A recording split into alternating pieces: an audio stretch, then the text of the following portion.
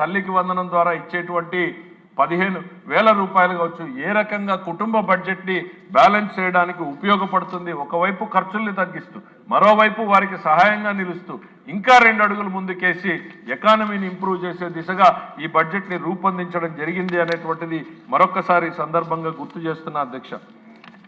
ప్రధానంగా ఈరోజు మనం వివిధ శాఖల్ని చూసుకుంటే అధ్యక్ష, ఏ రకంగా ముందుకు తీసుకెళ్తున్నాం మనం క్యాపిటల్ ఎక్స్పెండిచర్లో అనేటువంటి దాన్ని ఒక్కసారి గుర్తు ఎక్కడా కూడా రీజనల్ ఇంబ్యాలెన్స్ లేకుండా అధ్యక్ష, ప్రతి ప్రాంతంలోనూ కూడా అభివృద్ధి జరగాలి అనేటువంటి ఉద్దేశంతో ఇందాక చివరిగా కాలువ శ్రీనివాస్ గారు మాట్లాడుతూ రాయలసీమ ప్రాంతాన్ని ఏ రకంగా మోసం చేస్తున్నారు అనేటువంటిది వారు చెప్పారు అధ్యక్ష. రాయలసీమ ప్రాజెక్టు పేరుతో మేమేదో చేశాం, ఈ ప్రభుత్వం వచ్చిన తర్వాత రాయలసీమ ప్రాజెక్ట్ని ఆపేసింది అని అసత్య ప్రచారాలు చేసేటువంటి ప్రయత్నం అధ్యక్ష. వారి ప్రభుత్వ హయాంలోనే జగన్మోహన్ రెడ్డి గారు ముఖ్యమంత్రిగా ఉన్నటువంటి కాలంలోనే వారికి కోర్టు ఆదేశాల గ్రీన్ ట్రిబ్యునల్ ఆదేశాల మేరకు వారి ప్రభుత్వంలోనే దాన్ని నిలిపివేయబడితే మా మీద బురద జల్లేటువంటి ప్రయత్నం అధ్యక్ష. 5 సంవత్సరాల పాటు రాయలసీమలో ఏ ఒక్క కాలువలో కనీసం గంప మన్ను తీసినటువంటి పాపాన పోలేదు అధ్యక్ష. అన్నమయ్య ప్రాజెక్టు కొట్టుకుపోతే కనీసం తిరిగి చూసేటువంటి ఆలోచన కూడా లేనటువంటి వ్యక్తి ఆ రోజున్నటువంటి జగన్మోహన్ రెడ్డి గారు అధ్యక్ష. వారు ఈరోజు రాయలసీమ గురించి మాట్లాడుతూ, రాయలసీమ ప్రాజెక్టుల గురించి మాట్లాడుతూ, రాయలసీమ పేరుతో మళ్ళీ సభలు సమావేశాలు పెడుతున్నారు అధ్యక్ష. చరిత్రని ఈ సందర్భంగా గుర్తు చేయాలనుకుంటున్నాం అధ్యక్ష. రాయలసీమలో పెత్తందారులు అందరూ కూడా మీరు గత 30-40 సంవత్సరాల చరిత్రను చూస్తే పెత్తందారులు రాజకీయ ముసుగులో వచ్చి వారు ప్రతిసారి తమకు అధికారం కావాలనుకున్నప్పుడల్లా రాయలసీమ పేరుతోటే ఉద్యమాలు చేశారు. రాయలసీమ ఉద్యమాల పేరుతో అధికారాన్ని సంపాదించుకుని తమ సంపదని పెంచుకున్నారు తప్ప రాయలసీమ ప్రజల సంపదని పెంచేటువంటి ప్రయత్నం చేయలేదు అధ్యక్ష. మొట్టమొదటిసారి నందమూరి తారక రామారావు గారు వచ్చిన తర్వాతే రాయలసీమ ప్రాజెక్టులకి ఒక రూపం కల్పించడం జరిగింది అధ్యక్ష. గాలేరు నగర్ కావచ్చు, హంద్రేనీవా కావచ్చు, తెలుగంగ కావచ్చు, ఇవన్నీ కూడా నందమూరి తారక రామారావు గారు ఆయన ఆలోచనలతో ప్రారంభిస్తే తర్వాత వచ్చినటువంటి చంద్రబాబు నాయుడు గారు వాటిని ముందుకు తీసుకెళ్లినటువంటి సందర్భాన్ని ప్రజలకి సభ ద్వారా గుర్తు చేయాల్సినటువంటి అవసరం ఉంది అధ్యక్ష. ఎందుకనంటే వాస్తవాల్ని మనం చెప్పకపోతే వారు చెప్పేటువంటి అసత్యాలు మనకన్నా ముందుకు పోతూ ఉంటాయనేటువంటిది మనం ప్రతిరోజు కూడా వారి గురించినటువంటి నిజాలు చెప్తూ ఉండాలి అనేటువంటిది నేను నమ్ముతాను అధ్యక్ష. నా బడ్జెట్లో చెప్పాను, బడ్జెట్ రిప్లైలో చెప్పాను, ఇవాళ కూడా చెప్తున్నాను అధ్యక్ష. మనం చేసేటువంటి మంచిని చెప్తూ పాటు వారు చేసినటువంటి తప్పుల్ని కూడా ప్రతి క్షణం మనం ఎత్తి చూపకపోతే ప్రజలు కంపేర్ చేసుకోలేరు అనేటువంటిది నేను నమ్ముతున్నాను అధ్యక్ష. రాయలసీమలో జరిగినటువంటిది అధ్యక్ష నిజంగా ఒక్కటంటే ఒక్క ప్రాజెక్టులో కూడా చేయలేదు అధ్యక్ష. నిన్నటికి నిన్న సమావేశం జరిగితే రాయలసీమలో నిరుద్యోగులు మొత్తం ఒక దగ్గరికి చేరారు అధ్యక్ష. రాజకీయ నిరుద్యోగులు మొత్తం రాయలసీమ మీద అవ్యాజ్యమైనటువంటి ప్రేమ పుట్టుకొచ్చి విపరీతంగా ఏదో మోసం జరిగిపోయింది అనేటువంటి ప్రయత్నం, వారి పాలనలో ఆగిపోయినటువంటి ప్రాజెక్ట్ని మాకేసేటువంటి ప్రయత్నం. ఇవాళ మనం ఏం చేస్తున్నామో కూడా చెప్పాలి అధ్యక్ష. ఉన్నటువంటి పరిమితమైనటువంటి నిధులు బొటాబొటిగా జీతభత్యాలకు సరిపోతున్నటువంటి పరిస్థితులు, తిరిగి అప్పులు వాటి మీద వడ్డీలు చెల్లించడానికి సరిపోతున్నటువంటి రాష్ట్ర ఆర్థిక పరిస్థితి ఒకవైపు ఉంటే ఎక్కడా కూడా ఒక అడుగు వెనక్కి తగ్గకూడదు అనేటువంటి ముఖ్యమంత్రి గారి ఆలోచన మరోవైపు ఉంది అధ్యక్ష. వారి మాటలే మాకు ఇన్స్పిరేషన్ అనేటువంటి చెప్తా ఉంటాను అధ్యక్ష. ఆయన రాయలసీమ ప్రాజెక్టుల మీద కావచ్చు, ఉత్తరాంధ్ర ఎకనామిక్ జోన్ మీద కావచ్చు, వారు నిజంగా ఆలోచనలు చేసినప్పుడు ఇంతటి డబ్బును మనం సమకూర్చుకోగలమా అనేటువంటి ఒక అనుమానం నాకు కూడా కలిగింది అధ్యక్ష. మరి ముఖ్యమంత్రి గారు ఇవాళ నేను పదే చెప్తున్నా అధ్యక్ష, ఈ రాష్ట్రంలో ఎన్డీఏకు ఓటేయడం మూలాన ప్రజలకు ఎన్ని రకాల లాభం జరిగింది అనేటువంటి లిస్టుని నేను బడ్జెట్ రిప్లైలో చెప్పాను అధ్యక్ష. ఇవాళ మరొకసారి గుర్తు చేయాలనుకుంటున్నా అధ్యక్ష. కేంద్రంలో ఉన్నటువంటి నరేంద్ర మోడీ గారి సహకారంతో, ఇక్కడ చంద్రబాబు నాయుడు గారి దార్శనికతతోటి, పవన్ కళ్యాణ్ గారి నమ్మకమైనటువంటి బలమైనటువంటి భాగస్వామ్యంతో ఈ ప్రభుత్వం రాష్ట్ర ప్రజల కోసం పనిచేస్తుంది అనడానికి నిదర్శనం ఈ బడ్జెట్ అధ్యక్ష. రాయలసీమ హార్టికల్చర్ హబ్ పేరుతో మేము ఏదైతే 30,000 కోట్ల రూపాయల ప్రభుత్వ పెట్టుబడి అధ్యక్ష, ఇది కాక మరో 50 నుంచి 70,000 కోట్ల రూపాయల్ని ప్రైవేట్ రంగం నుంచి పెట్టుబడులు రాయలసీమ ప్రాంతంలో తెచ్చేటువంటి ప్రయత్నం చెప్తున్నా అధ్యక్ష. పొలాల్లోకి పెట్టుబడులు వస్తాయి అనేటువంటిది నేను ఏదైతే చెప్పానో మళ్ళీ రిపీట్ చేస్తున్నా అధ్యక్ష. చంద్రబాబు నాయుడు గారి హయాంలో పొలాల్లోకి పెట్టుబడులు వస్తున్నాయి, ఆ రోజులు ఈ బడ్జెట్తో ప్రారంభమవుతున్నాయి అనేటువంటిది కూడా గుర్తు చేస్తున్నా అధ్యక్ష. 30,000 కోట్లని సమకూర్చుకోవడానికి ఇప్పటికే కేంద్రంతో అనేక దాదాపు ఒక 6-7 మీటింగులు చేశారు అధ్యక్ష. ముఖ్యమంత్రి స్థాయిలోనే వివిధ శాఖలతో వారు చేసిన తర్వాత వారు మనకు ఒక ఇన్ ప్రిన్సిపల్ గైడెన్స్ ఇచ్చిన తర్వాతనే ఇవాళ ఆ ప్రాజెక్ట్ని మనం ఇక్కడ ప్రతిపాదించుకోవడం జరుగుతూ ఉంది అధ్యక్ష. అట్లానే ఉత్తరాంధ్ర ప్రాంతాన్ని అభివృద్ధి చెందుకోవడం కోసం విశాఖ ఎకనామిక్ జోన్ పేరుతో ఆ జిల్లాలన్నింటినీ సమాహారాన్ని చేసి ఒక ఎకనామిక్ యాక్టివిటీ హబ్గా తయారు చేయడం కోసం పెడితే అధ్యక్ష ఇవాళ కేంద్రం మనకు ఒక అవకాశాన్ని కేంద్ర బడ్జెట్లో కల్పించారు అధ్యక్ష.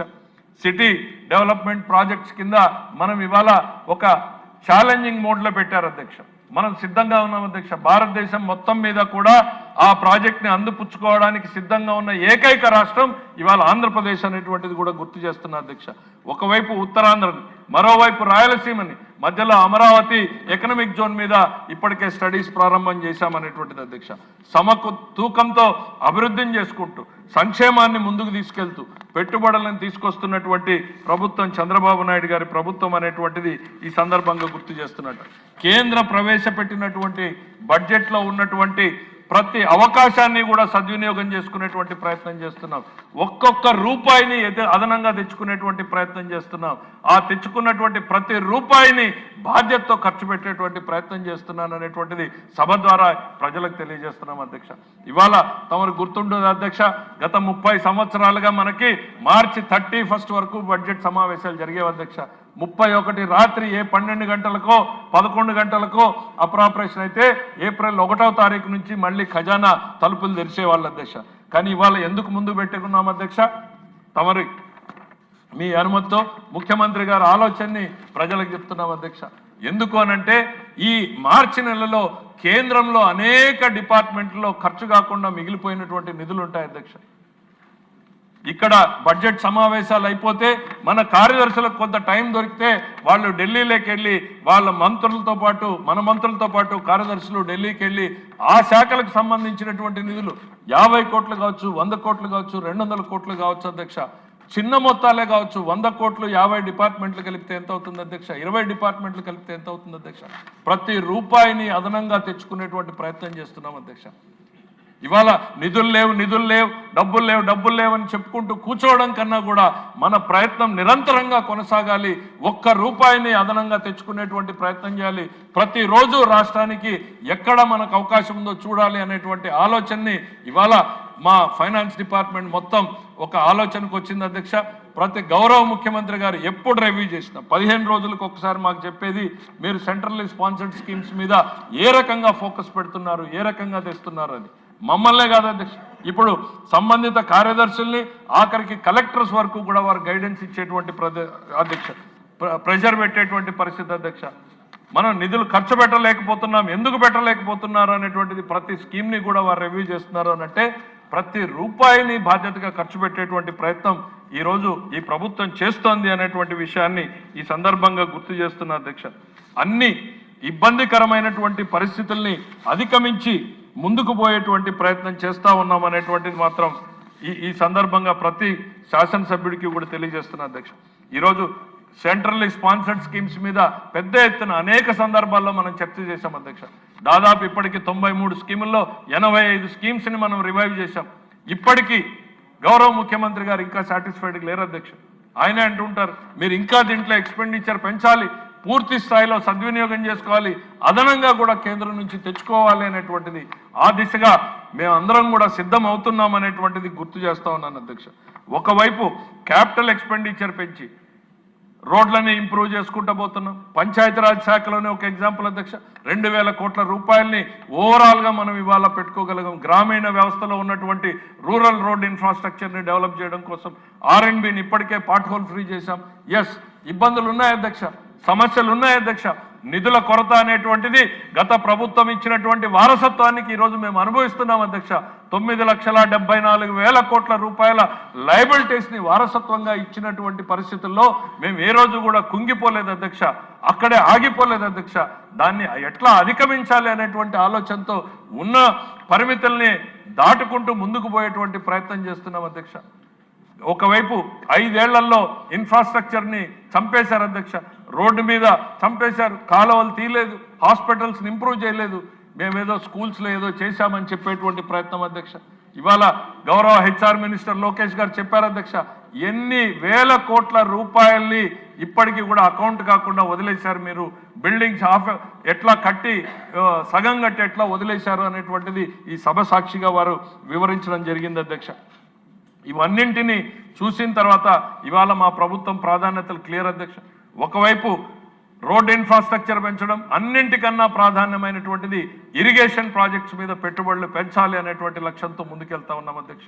అది రాయలసీమ కావచ్చు, ఈ కోస్తా ప్రాంతం కావచ్చు, ఉత్తరాంధ్ర కావచ్చు, రాబోయేటువంటి రోజుల్లో ఖచ్చితంగా ఒక నమ్మకాన్ని ఇవ్వదలుచుకున్నాను అధ్యక్ష. ఈ రోజు రాష్ట్ర ముఖ్యమంత్రి గారి ఆలోచనల్లో వ్యవసాయ రంగమే అత్యంత ప్రాధాన్యంగా ఆయన తీసుకున్నారు అధ్యక్ష. వ్యవసాయ రంగానికి నీళ్లు ఇవ్వకుండా మనం వాళ్ళకి ఏ రకమైనటువంటి చేయూతని ఇవ్వలేము అనేటువంటిది సందర్భంగా గుర్తు చేస్తున్నాం అధ్యక్ష. ఏదో దేవుడి మీదనో మార్కెట్ మీదనో ఆధారపడితే కాదు అధ్యక్ష, మనం నీళ్లు అందించితేనే ఆ రైతు పెట్టుబడులను పెంచగలడు అనేటువంటిది ప్రగాఢంగా నమ్ముతున్నారు. కాబట్టి ఇవాళ ఈ ప్రాజెక్టులన్నింటినీ కూడా పూర్తి చేసే దిశగా మన టోటల్ ప్రణాళికని సిద్ధం చేసుకోవడం జరిగింది అనేటువంటిది గుర్తు చేస్తున్నాం అధ్యక్ష. ఒకవైపు ఇరిగేషన్ ప్రాజెక్టులు, మరి రెండవది రాష్ట్రానికి అసెట్స్ని పెంచడం అధ్యక్ష. ప్రాస్పరిటీ టు పీపుల్ అనేటువంటిది అల్టిమేట్ గోల్ అధ్యక్ష. ఇవన్నీ సంపద సృష్టి ఎక్కడ జరిగేది అధ్యక్ష? రాష్ట్రానికి, మరోవైపు కుటుంబానికి కూడా జరగాలి అధ్యక్ష. నీళ్ళు ఇస్తే, పొలంలో పంట పండిస్తే ఆ రైతుకు ఆదాయం పెరుగుతుంది. ఒకవైపు వెల్ఫేర్ ద్వారా ఫ్యామిలీని తాత్కాలికంగా సపోర్ట్ చేస్తూ దీర్ఘకాలికంలో కుటుంబ సంపదని పెంచేటువంటి ప్రయత్నం. మరి చదువుకున్నటువంటి ఉద్యోగులకు ఉపాధి కల్పన ద్వారానే మనం సంపదని పెంచగలమనేటువంటిది పెట్టుబడుల గురించి మీరు చూసాం అధ్యక్ష. ఈ సభలో పూర్తి స్థాయిలో చర్చించలేకపోయామన్నటువంటి అసంతృప్తి నాకు ఉంది అధ్యక్ష. పెట్టుబడులు ఈ రాష్ట్రానికి ఏ రకంగా వస్తున్నాయి, భారతదేశ